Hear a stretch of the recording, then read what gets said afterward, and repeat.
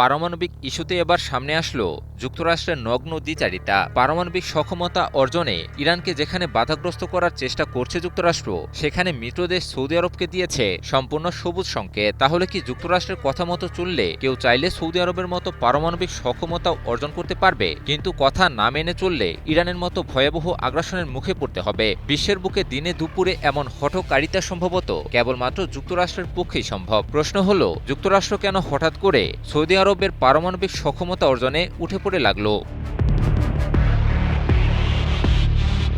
গত কয়েক দশক ধরে ডলারভিত্তিক অর্থনীতি আর শক্তিশালী সামরিক বাহিনীর মাধ্যমে সারা বিশ্বে একক আধিপত্য বিস্তার করে রেখেছিল মার্কিন যুক্তরাষ্ট্র।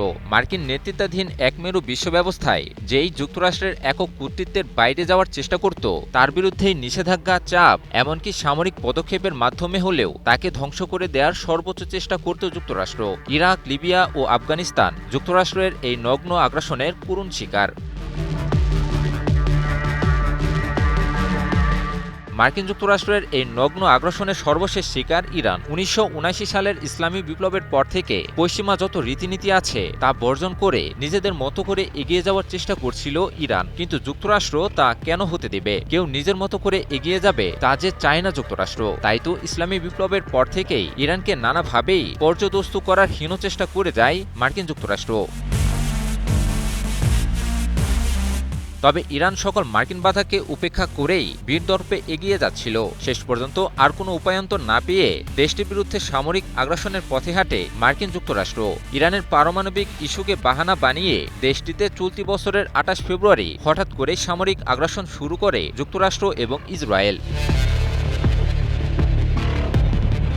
মার্কিন ইসরায়েলি যৌথ শক্তির বিরুদ্ধে অস্তিত্ব রক্ষার যুদ্ধে ইরান সর্বশক্তি দিয়ে পাল্টা প্রতিরোধ চালিয়ে যায়, যা এখন অবধি চলমান রয়েছে। যুদ্ধ চলাকালেও ইরানের সমৃদ্ধ ইউরেনিয়াম জোরপূর্বক দখল করা, চুক্তির মাধ্যমে হস্তান্তর করা, এরকম নানা ফন্দি ফিকির করে যায় আগ্রাসী যুক্তরাষ্ট্র। কিন্তু যুক্তরাষ্ট্রের সে ষড়যন্ত্রও রুখে দেয় ইরান।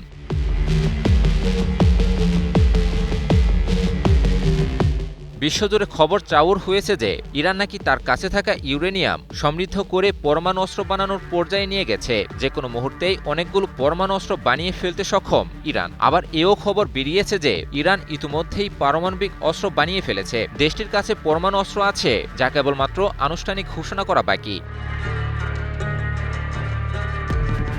তবে ইরানের কাছে পরমাণু অস্ত্র আছে নাকি নেই, এমন গুঞ্জনের মাঝেই এবার সামনে আসলো সম্পূর্ণ নতুন এক ঘটনা। ইরান যুদ্ধকে কেন্দ্র করে মধ্যপ্রাচ্যে চলমান উত্তেজনার মাঝেই এবার সৌদি আরব এবং যুক্তরাষ্ট্র দিল নতুন পারমাণবিক চুক্তির ঘোষণা। আর এতেই বিশ্বজুড়ে যেন রীতিমতো তোলপাড় সৃষ্টি হয়েছে।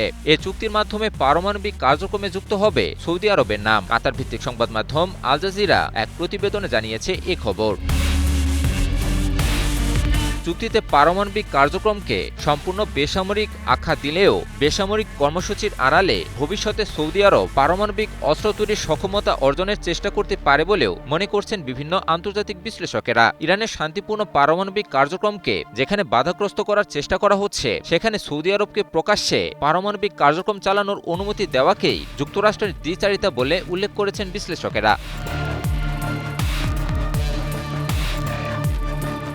তবে কথাই আছে, যুক্তরাষ্ট্র তার বন্ধু, তার কোনো শত্রুর প্রয়োজন নেই। কারণ যুক্তরাষ্ট্রের মুখে মধু আর অন্তরে বিষ। সৌদি আরবকে পারমাণবিক কর্মসূচির সবুজ সংকেত দিলেও তাতেও যে সবার আগে মুনাফার ভাগটা নিশ্চিত করবে যুক্তরাষ্ট্র, তা আর বলার কোনো অপেক্ষা রাখে না। বিপরীতে ইরান যা করবে তা সম্পূর্ণ নিজেদের বুদ্ধিমত্তা আর সক্ষমতার জেরে, যেখান থেকে কারো অবৈধ সুবিধা নেওয়ার প্রশ্নই আসে না। আর এখানেই যুক্তরাষ্ট্রের মাথা ব্যথার মূল কারণ।